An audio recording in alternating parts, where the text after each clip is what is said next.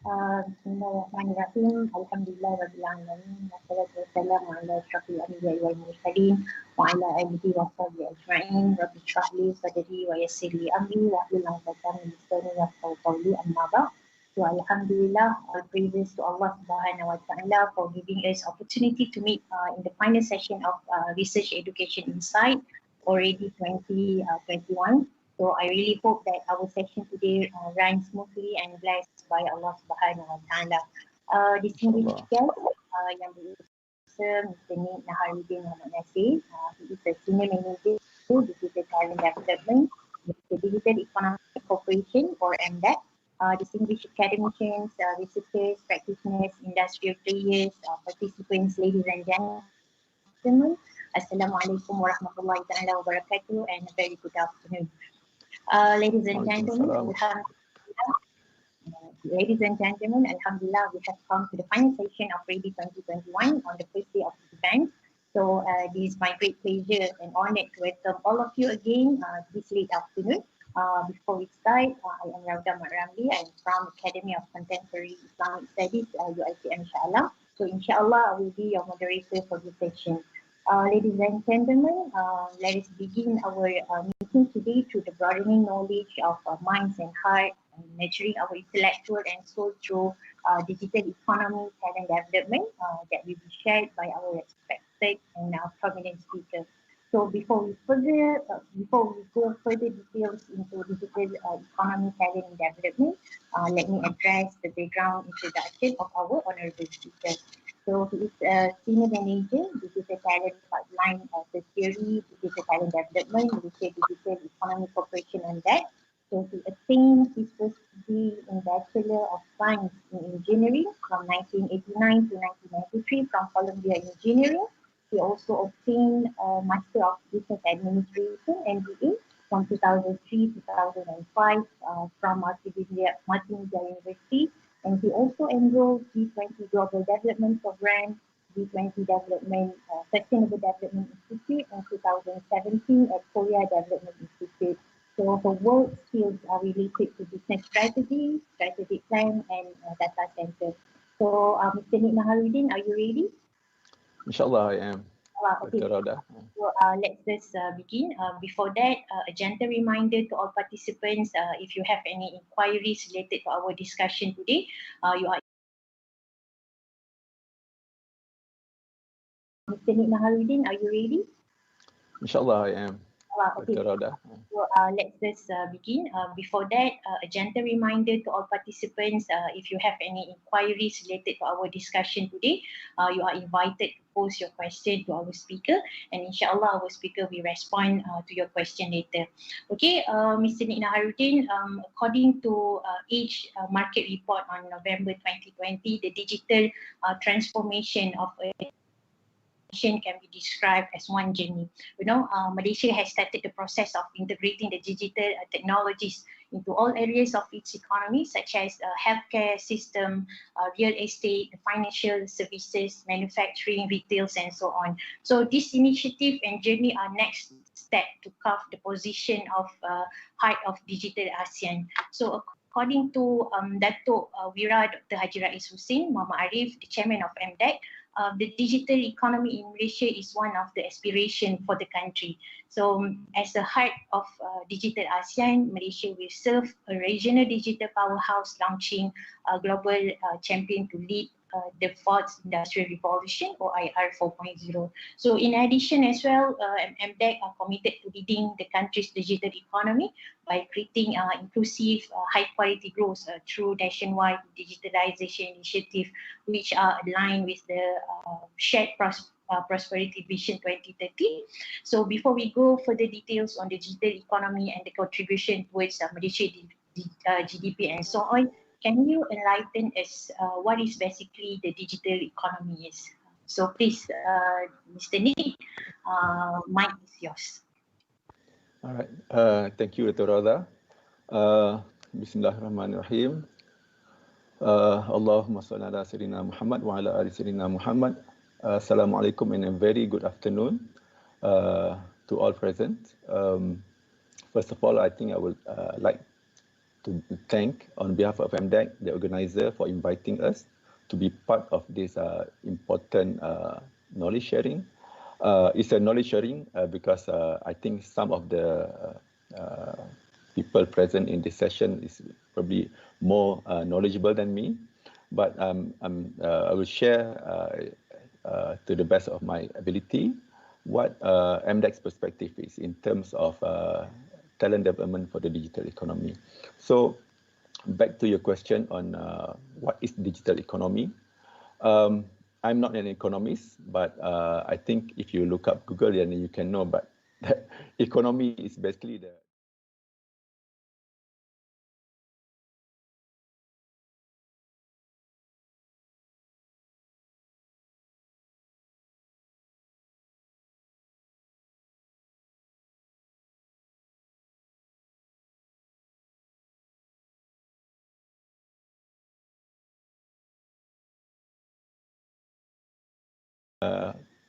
if I could loosely say so, is the impact of digital technology on patterns of economy, right?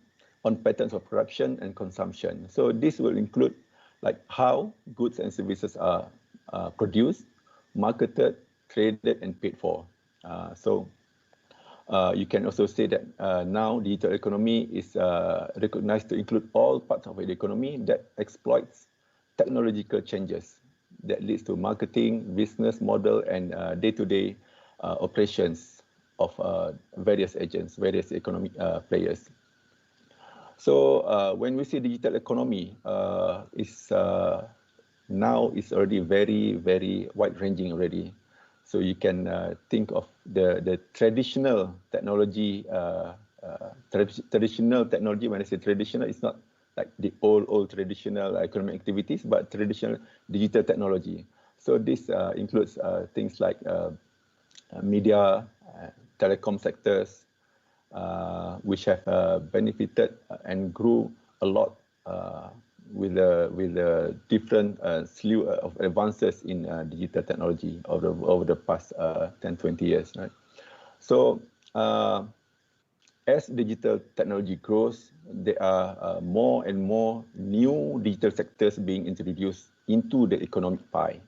So this includes things like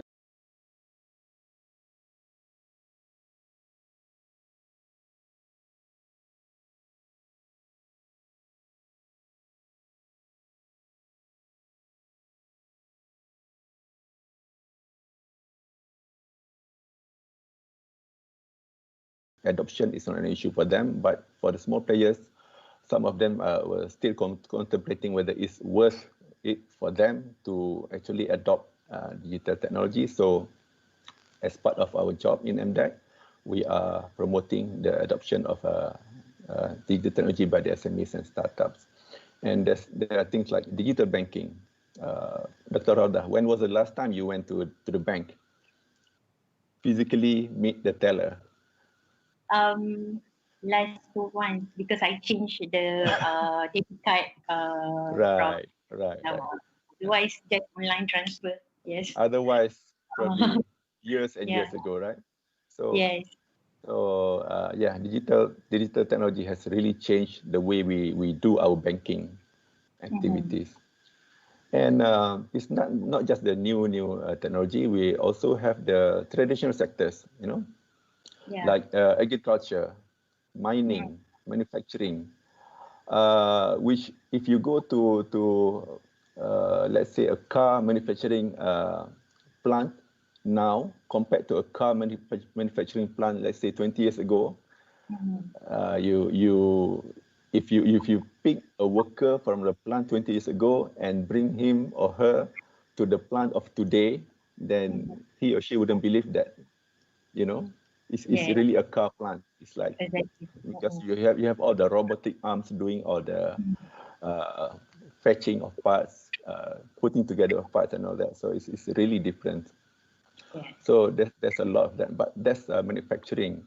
How about things like agriculture? So there's a lot of economic activities, of course, in agriculture, but now with the digital technology, you have like the drones helping farmers to help them with their work. to do the surveying, to do the actual fertilizer spraying and all that, and you have the IoT AI being built into the agriculture processes to make things more efficient and less labor intensive. In Malaysia we are still to some extent still an agriculture nation, but we are highly dependent on foreign labor. So by using digital technology, we are reducing our dependence on those foreign laborers, and that is an example of how digital technology is affecting the digital economy. So apart from that, closer to what's happening nationwide now, the COVID-19, right? COVID-19 is really forcing us to do things differently. For example, we wouldn't have this online seminar today if not due to COVID-19, right? We'll be in some big seminar hall and enjoying nice foods afterwards. Right? Yeah.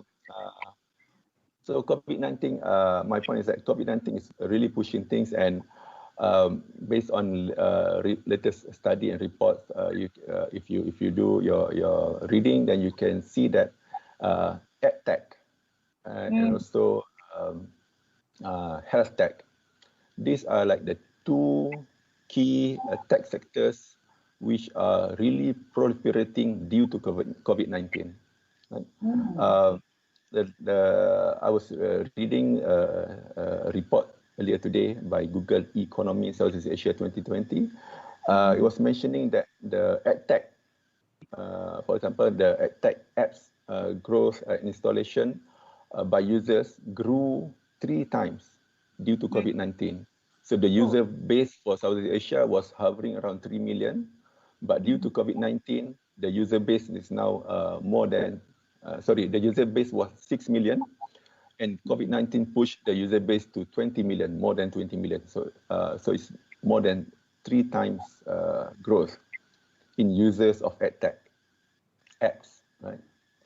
And health tech, especially those related to patient. So this is like B2C sort of thing, business to consumer, is really have grown. The user base, the same report says that the user base grew 4 times, from 1 million users to 4 million users in Southeast Asia. So I think we're going to see more of this, like environmental changes, forcing and accelerating adoption of digital economy, and by virtue of adoption of a digital tech, and by virtue of that, digital economy contribution to the overall economic pie. So that's a little bit about digital economy. Thank you, Mr. Naharudin, for your sharing on digital economy and the related sector contribute to the digital economy. Right. So my next question is about how Malaysia can create a dynamic ecosystem for the digital economy, such as the infrastructure,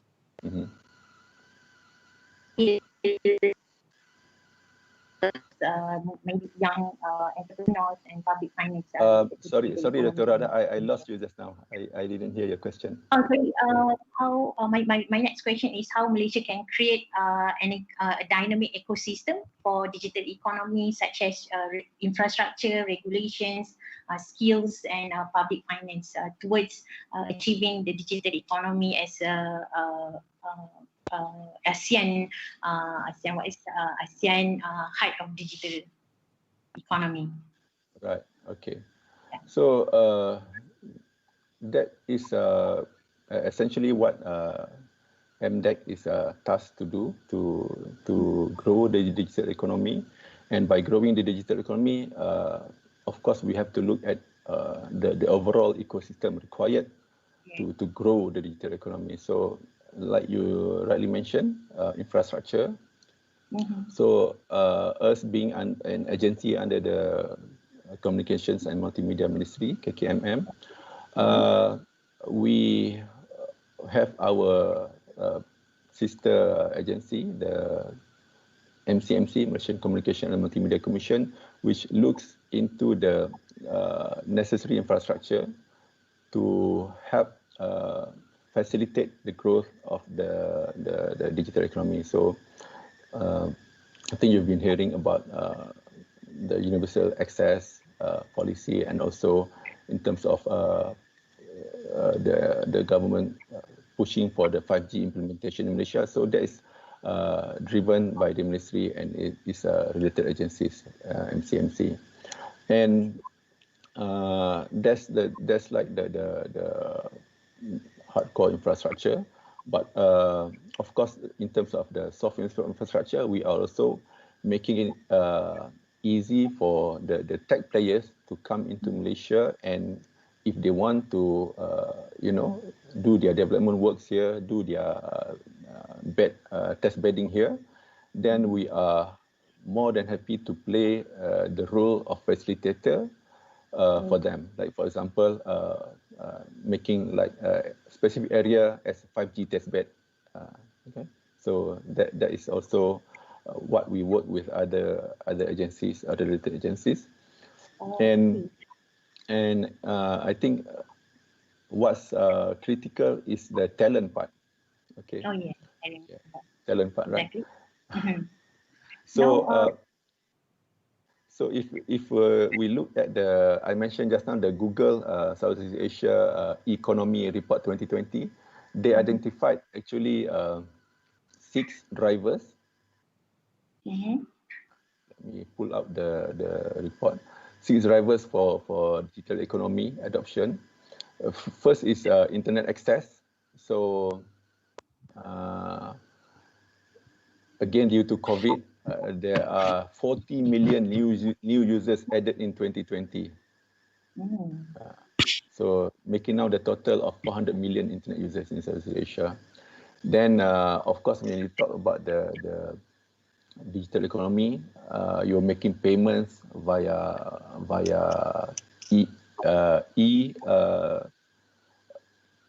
e-payments. So cash as payment has fell from 48% to 37% of transactions. So more and more people are using like online transfer or e-wallets.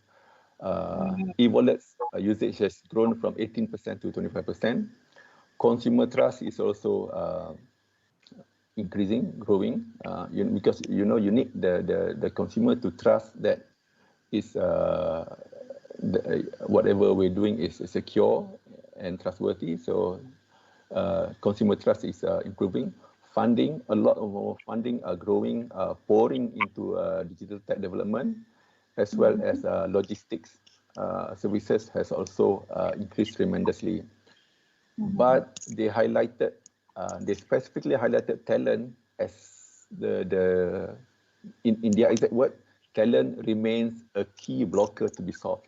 So we really need to focus our efforts on improving the talent, right? So Okay. So that's why we're very happy to be having this session today, so that we can highlight that fact to everyone. Yes, thank you, Mr. Naharudin. Very good response. So you have touched about the talent development. Now I would like to question about what are the required skills or talent needed if the participants out there, students out there interested to involve with digital economy. So beside that, we have one question. So I think you can answer my question first, and then we can continue with the question from the audience. The required skills or talent needed for the participants who are interested to involve with the digital economy. Oh, okay. All right. Well, there are a lot of studies that have been done, a lot of consultant reports on this. I think basically we need to equip our students with what people are calling the 21st century skills, Yes. So this includes things like literacies. Literacy is no longer the basic literacy. You need to have, of course, you need to have the numeracy literacy, scientific literacy, social literacy, but you also now you need everybody needs to have the financial literacy Exactly. and ICT literacy. ICT has become a basic literacy nowadays, because everybody needs to know literacy.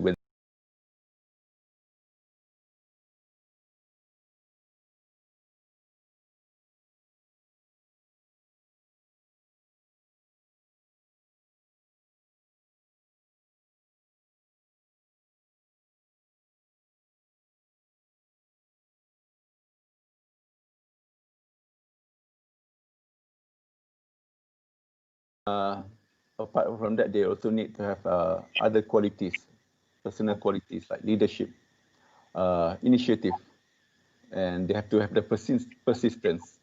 No more. We need to have the persistence, because we are competing against the global global talent, I would say. So you need to be strong in order to compete with the rest of the world. So persistence is very important. Right. So those are the skills that we need to equip our students. But the university, they also need to have this awareness that the students, they are now more and more graduates are becoming, not like a proper employee, but they become entrepreneurs or become gig workers. Oh, okay. Because that's a trend worldwide also. Companies are more and more preferring to have not to have like permanent workers, and even the young workers these days, some of them even prefer to not be tied to one particular company, but instead they want to have the freedom to work when they have when they are best suited to work, and to take up jobs from various companies and various contracts, gig workers. Okay. All right.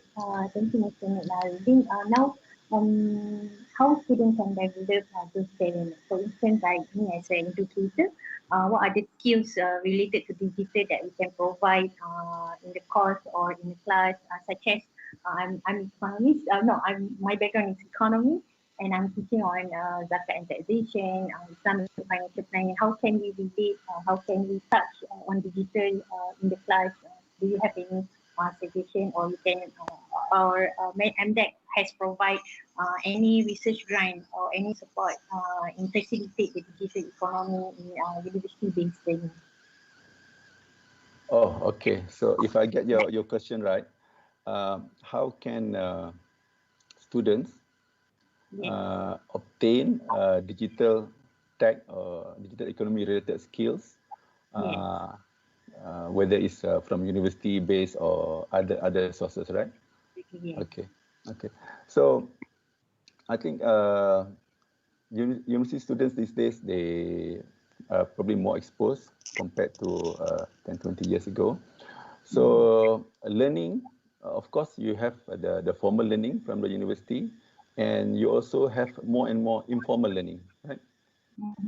So formal learning from university, we work with quite a number of universities in Malaysia, and we know for a fact that a number of universities, they are introducing like compulsory course on digital tech, like introduction to digital tech, or even introduction to data science, whereby they make it compulsory for all of their students to take up these subjects, this course, before the students graduate. So regardless of whether you're coming from the Faculty of Economics or Faculty of Engineering, Faculty of Architecture, everybody goes through the basic introduction to digital tech. Unless if you're in the tech faculty, the CS or IT, then probably you don't need to take that, because you're already covering more, much more beyond that in your own study course, right? And we also know some other universities, they're offering it as elective. So I think most of our universities, especially the ones that we deal with, the awareness that they need to expose their students to digital tech is there, and they are doing something about it, introducing it. But on their own, the students, there are so much informal learning avenues available to them these days. So as mentioned before, EdTech is really growing. More and more users signing up for EdTech. For example, Coursera last year, in response to COVID-19, in March, they started offering free courses from March until end of 2020. So they have like more than 3,000 course titles offered. So those are all available for free. But that's just an example. There are also other platforms where the students can go and learn for free. Of course, if once they went through the free course, if they want to learn more, then there are other more advanced courses which probably needs which probably involve some sort of paid module. But that's worth it because it brings value. You have the certification from the online certification, and some of the online certification is also tied to like technology giants like Microsoft online modules, right? So informal learning is there, and MDEC also we have our list of approved courses which we know are in demand by the industry. So it's there, digital skills training directory we call it, and it's available on our website. If you Google digital skills training directory, so you can see there the list of courses are there, and you can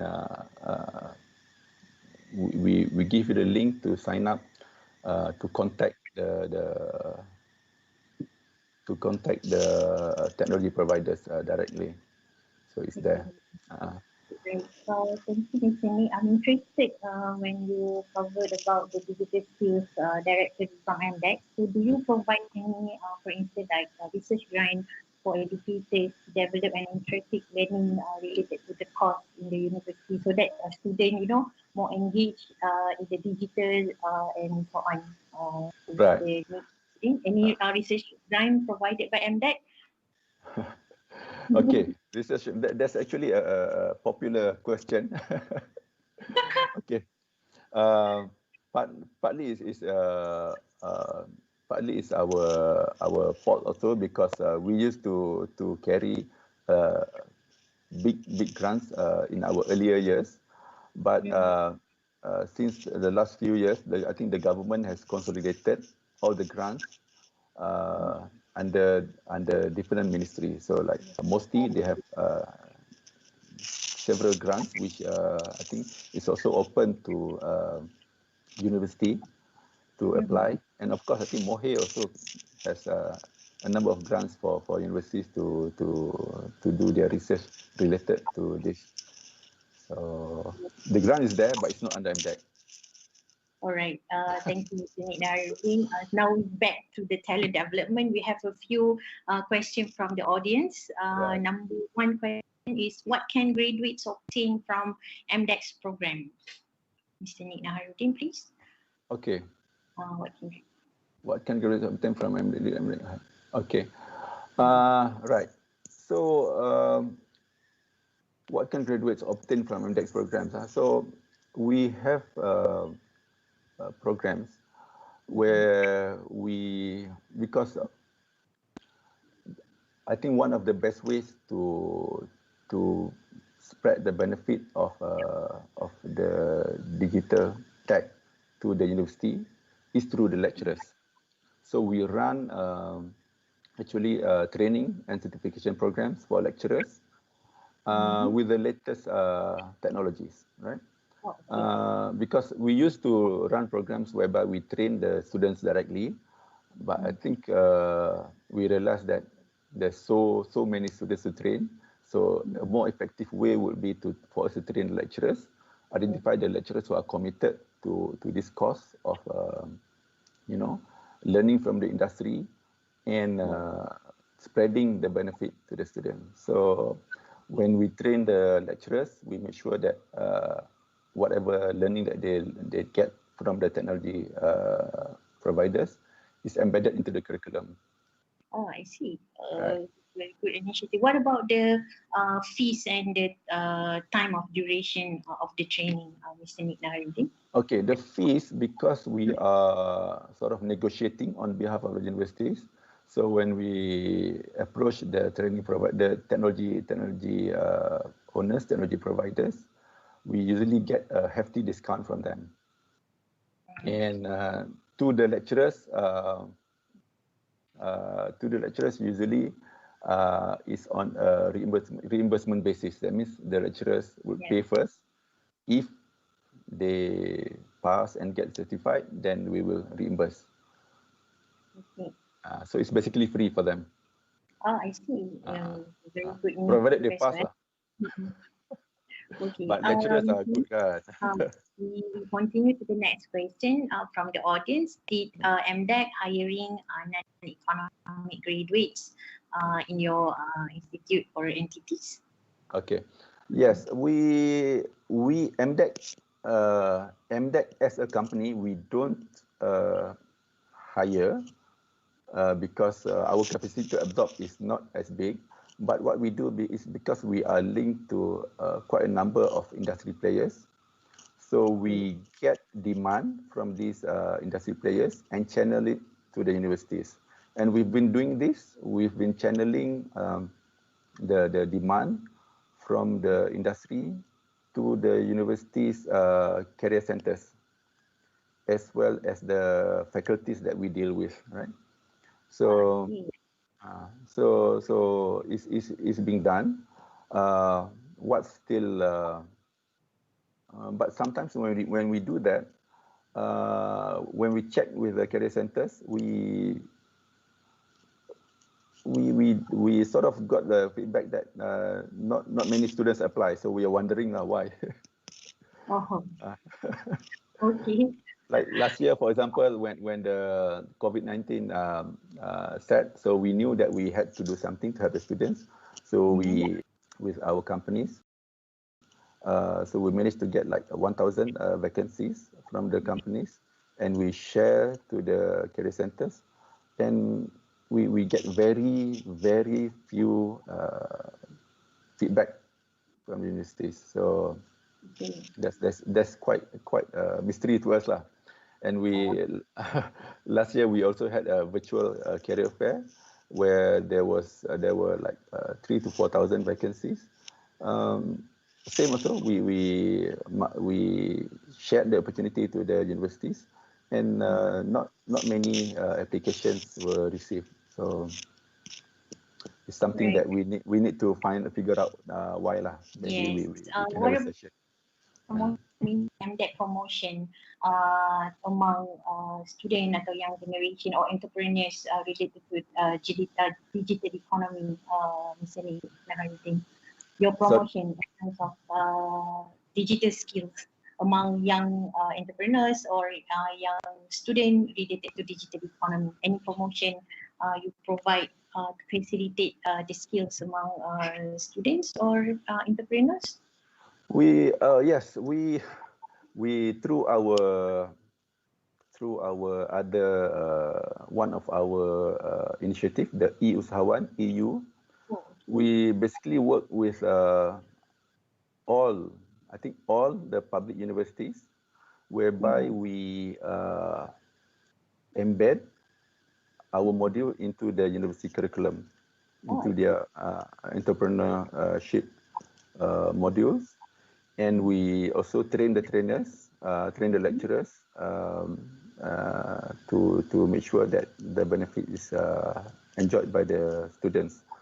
And we also track like how many students are involved and are they generating sales from their products from the e-Usahawan initiative. So that's all being done. Maybe somehow our name didn't appear so much, but the module that are being offered at I would say all the public universities are basically coming from our e-Usahawan module, which we integrate into the university curriculum. So in terms of entrepreneurship, we are quite well covered. Okay. Thank you, Mr. Naharudin. I'm interested with one of the product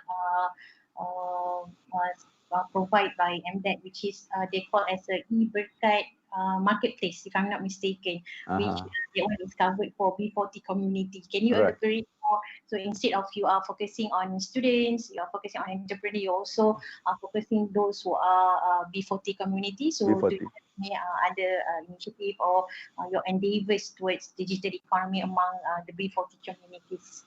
Right. Okay, because we realize that digital economy is not an elitist thing. It should be enjoyed by all. So it cannot be just the people in the city or the graduates enjoying the benefits of the digital economy, but everyone should be enjoying, because it brings benefits in terms of widened opportunity. So what we do with the e-Berkat is started from something we call e-Rezeki. So e-Berkat is that we work with the underprivileged community, the B40 community, and we help to train them with a basic ICT literacy, and get them on board to be exposed to the opportunities of doing different type of jobs that they are used to. They exposed to online work, simple online work. Of course, no coding or whatever. The coding part, we also have a program, but that's more for university students. But these are like simple tagging or simple clicking, simple jobs which are fitted for the basic literacy that the B40 has. So it's there. We try to reach as many communities as possible by leveraging on the REdI infrastructure, which the government has, like all the pusat internet desa and all that. Okay, all right. Thank you. So we continue to the next question from the audience. Is MDEC offered employability scheme for young graduates? Employability scheme for young graduates. Like I said, we work with the industry, so we get the demand from the industry and offer it to the university. So employability scheme, I'm not quite sure when the word scheme, what does it mean, but we do the matching, because we believe if there is demand from the company and we have the ready supply from the university, then what's needed is actually just to do the matching, because the university is more than happy to take in the students lah. Okay. Only now with the ministry, we are also working with the ministry, like the Penjana and all that, to help link the industry to the university lah, under the schemes. Okay, so it's a good initiative provided by MDEC. Okay, Mr. Naharudin, we have two more questions from the audience. Right. Question from Ida: as a senior, what would you advise final year students and fresh graduate before we enter the job market? Yes, thank you, Ida. So, final year students and fresh grads, I think final year students, you have to go for your internship, right? So when you go for your internship, make sure you pick those companies, depending on your interest, but those internship offering exposure to digital tech, even though maybe you're coming from economics faculty doing Bachelor of Economics, but try to do internship positions that require digital tech exposure. Maybe not as an economist somewhere, but try to do something related to digital, because these days, because we also talk with like headhunters and all that. So they say even for non-tech positions, they are asking the graduates whether the graduates have any digital tech skills. So it's that important, right? So that would be my advice. And like I said, how else you can get it other than internship? Of course, you go to the free online platforms like Coursera and all that. You can learn all those basic skills online on your own. Right? You have to work a bit harder, but it's worth it. And another thing is language, because language skills, Malaysia is known as having the graduates with strong language capabilities, especially English and Mandarin. But there are other languages out there which are very also in high demand, like Korean, Japanese, all of that. So if you have those skills, you'll be in high demand also. I know, I was talking to my neighbor, he's in the logistics business. He said they're hiring, there is a Japanese-based company, they're hiring. So for fresh grads, if you know the Japanese language, they're willing to pay 1,000 ringgit extra. So if your basic salary is 2,500, it's 3,500. Your basic is 3, it's 4. It's worth it, right? Yeah, worth it. It's a good advice anyway. Right. Okay, Mr. Naharudin, we have one question from the audience. Right. Is there any programs that MDEC organize for the secondary school to nurture the skills of entrepreneur among them? So, question from audience. Okay, we have programs for secondary school. We have like the Digital Ninja, we call them, where we identify top talents. But specific for entrepreneur, is probably not there yet,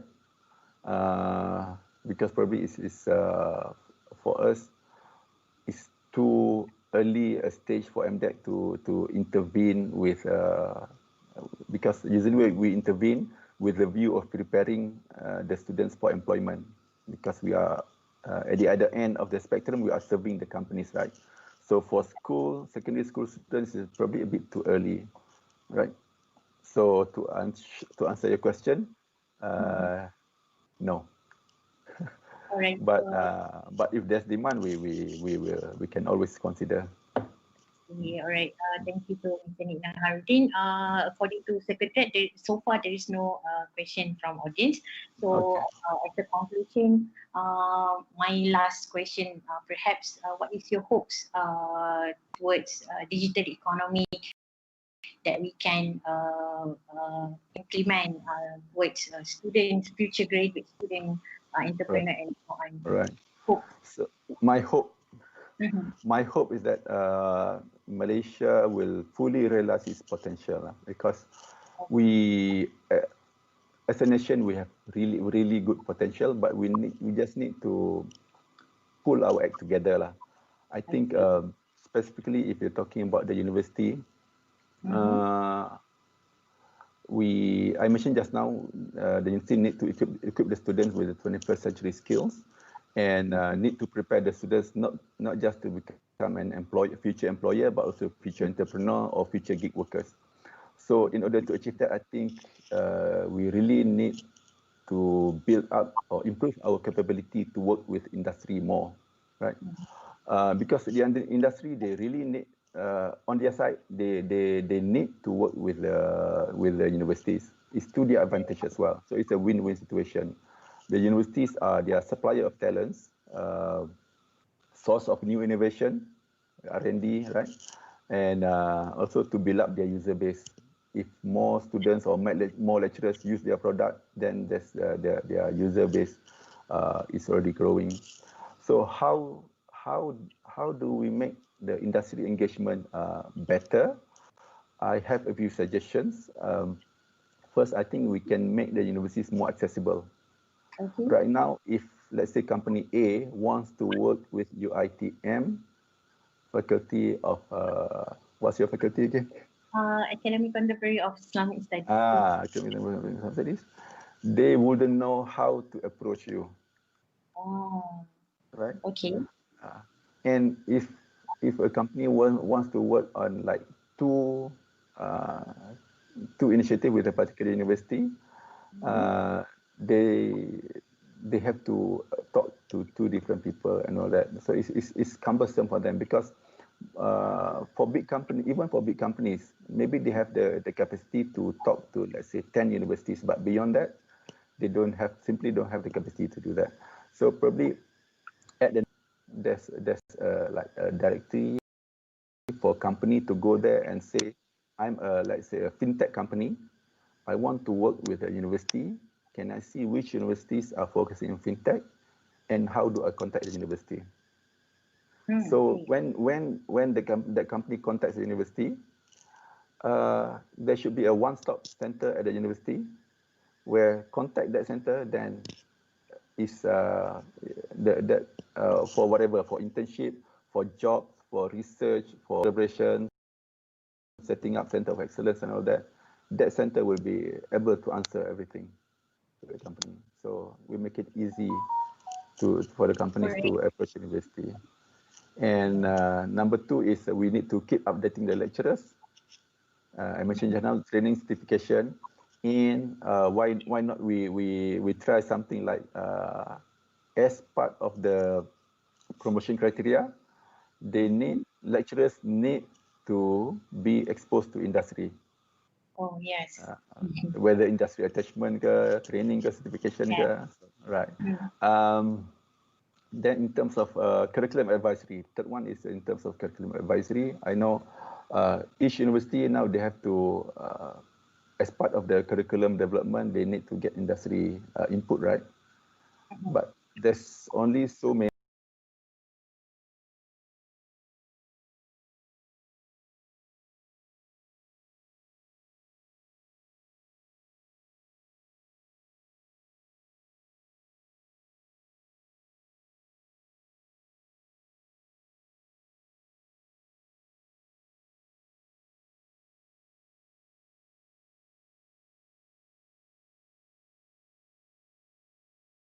setting up their own panel.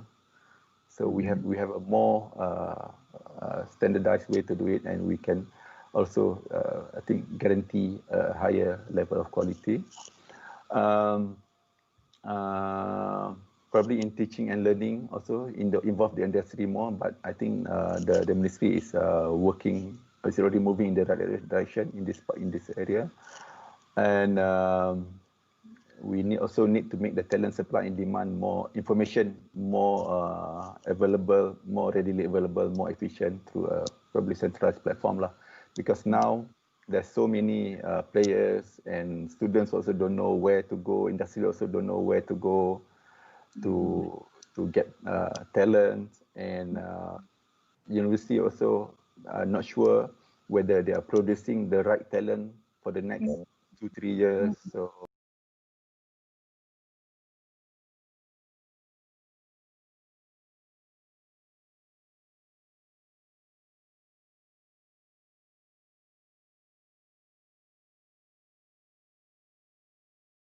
among the employee. Among the employee. How to develop the interest. This is talking about the current the current workforce, right? Yeah, current workforce. Okay. Okay, because if you're talking about the current workforce, then basically the employee will look at what's important to the company, right? Let's say if the company values ethics, ethical business in doing their business, so and it's being enforced day in day out by the management. Of course, the employees will become ethical employees when dealing whether internally or whether also with their client base, right? So similarly, I think for digital, I think it has to be championed by the management of the company. If the management of the companies really puts great importance on digital technology and reward adoption of digital technology, reward mastery of skills of digital technology, then of course the interest will be there. Let's say if you take Microsoft certified data science something, okay. So the employer says if you take this certification or that certification, then you will stand a chance to be promoted, or you will stand a chance to have a bigger salary jump next year. Definitely, the employees will be interested. Exactly. Yeah. So it's a company culture as well, you know. It's a good suggestion as well because of the rewards for the employees. Yes, so yes, the yes. motivation will increase. Yes. I'm sure if the university also tells the same to the lecturers, then the lecturers won't, whether you're doing language studies or whatever, if the university says if you take Microsoft certification, you get 3 months bonus, and Inshallah. All right. Thank you, Mr. Naharudin, for your application, your suggestion, and so on. I think we don't have any question from the audience. So, inshallah, alhamdulillah. Thank you, Mr. Naharudin, for thank your you for having me. Inspiring sharing session about the digital economy and talent development. So every there is a saying, to every start we have there is an end. So and now the final session of the first day of REdI 2021 has come to the finale. And ladies and gentlemen, on behalf of committee members, I would like to express my heartfelt thanks to our prominent speakers and participants for gracing our session with your presence. And we really appreciate it, and we really hope that it will be beneficial to all of us. So in a nutshell, to future graduates, students, let us upgrade and enhance our talent, our skills such as financial skills, the ICT skills, leadership skills, language skills from now on to put ourselves to the next level in the future, inshallah. So me as an educator as well and other academician staff are also trying our best to equip the learning skills according to 21st century learning in curriculum, to collaborate with the industry, doing an internship and so on. So because of what? Because we are interdependent to each other, and we can achieve digital economy, especially in Malaysia, inshallah. So thank you once again to all speakers and participants. So before we leave the meeting, I have a few announcements to all participants. The second day of REdI 2021 will be continued in the next day on 12th January 2021, inshallah. So the first session tomorrow will start at 9 o'clock, and the topic is about developing a successful startup by Dr. Hanafia Yusof, a founder and group CEO Robopreneur, Sendian Berhad, inshallah. So we end our session today with Tasbih, Kafara dan Surah Al-Has.